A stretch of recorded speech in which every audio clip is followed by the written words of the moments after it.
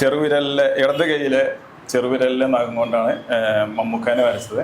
മമ്മൂക്കാനെ വരച്ച് ഒന്ന് ജനശ്രദ്ധ പിടിച്ചു. പിന്നെ അത് കഴിഞ്ഞ് ലാലേട്ടനെ ഒന്ന് വരച്ചു. അത് കഴിഞ്ഞ് പിന്നെ നഖം കൊണ്ടിപ്പോൾ നമ്മുടെ സഞ്ജു സാംസനെ വരച്ചുകൊണ്ടിരിക്കുകയാണ്.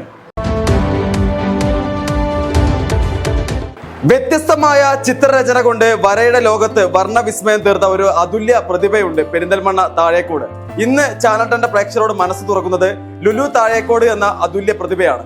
വ്യത്യസ്തതയാണ് ഒരു കലാകാരനെ വ്യത്യസ്തമാക്കുന്നതെങ്കിൽ ഈ ഒരു കലാകാരൻ എന്തുകൊണ്ടും വ്യത്യസ്തനാണ്. മനോഹരമായ ചിത്രങ്ങൾ വരച്ചുകൊണ്ട് സമൂഹ മാധ്യമങ്ങളിൽ നെഞ്ചേറ്റിയ പ്രതിഭ ചാനൽ 10 പ്രേക്ഷകരോട് ഇന്ന് മനസ്സ് തുറക്കുന്നു.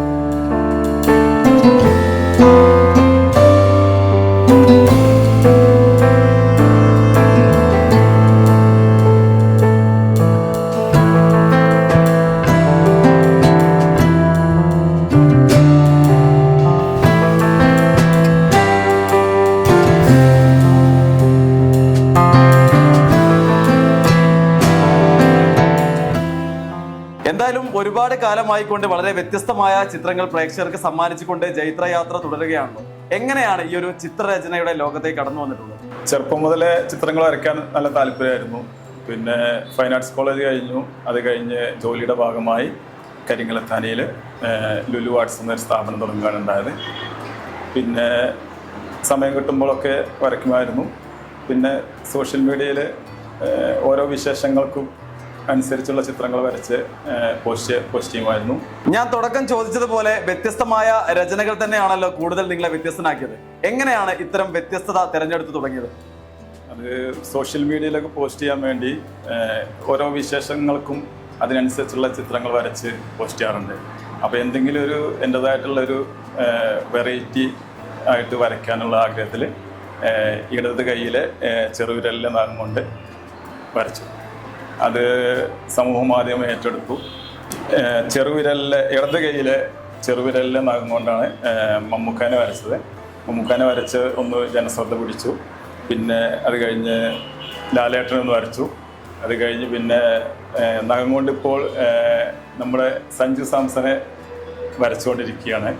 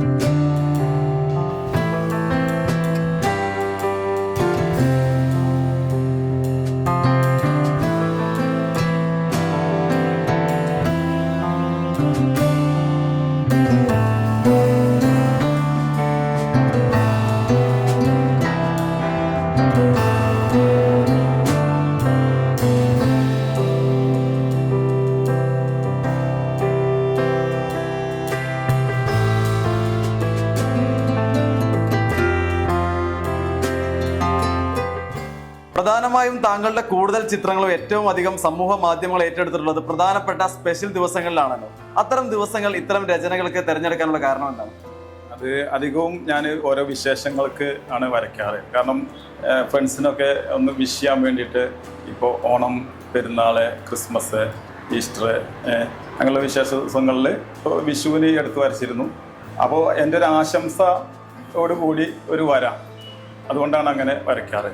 ഇപ്പോൾ ഈ കഴിഞ്ഞ വിഷുവിന് വരച്ചതാണിത്. വിഷുവിന് എല്ലാവർക്കും ഒരു ആശംസ കൊടുക്കാൻ വേണ്ടി ജസ്റ്റ് അങ്ങനെ വരച്ച് പോസ്റ്റ് ചെയ്യുന്നതാണിത്. ഇത് ഒരു വെറൈറ്റി ആയിക്കോട്ടെ എന്ന് കരുതിയിട്ട് ഞാൻ ഏറ്റവും ചെറിയ കണിവള്ളരി തിരഞ്ഞെടുത്ത് അതിൽ ശ്രീകൃഷ്ണൻ കണിക്കൊന്നയുമായി നിൽക്കുന്ന ഒരു ചിത്രം വിഷുവിന് എല്ലാവർക്കും ആശംസ നൽകാൻ വേണ്ടി വരച്ചതാണ്. എന്തായാലും ഈ ഒരു ചിത്രം എന്തുകൊണ്ടും മലയാളികൾക്ക് സ്പെഷ്യലാണ്, അത്രമേൽ പ്രിയപ്പെട്ടതാണ്.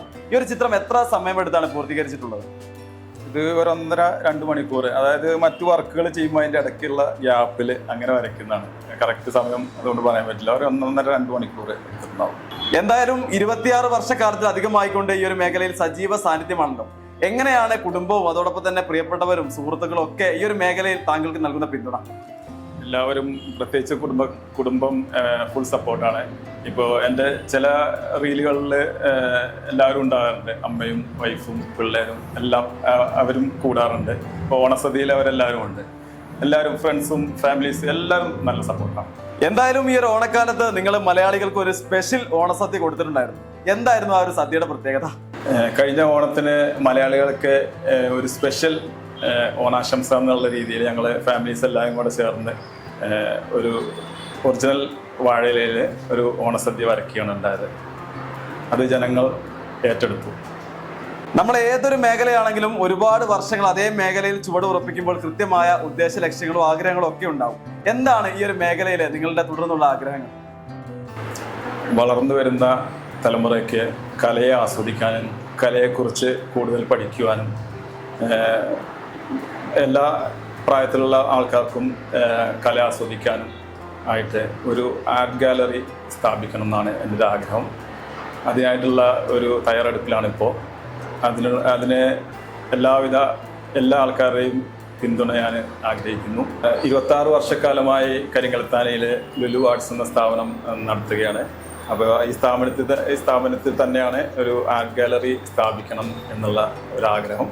അതിൻ്റെ തയ്യാറെടുപ്പുകൾ തുടങ്ങിക്കഴിഞ്ഞു. ഈ ഒരു ആർട്ട് ഗാലറി വർഷങ്ങളായിട്ടുള്ള എൻ്റെ ഒരു സ്വപ്നമാണ്.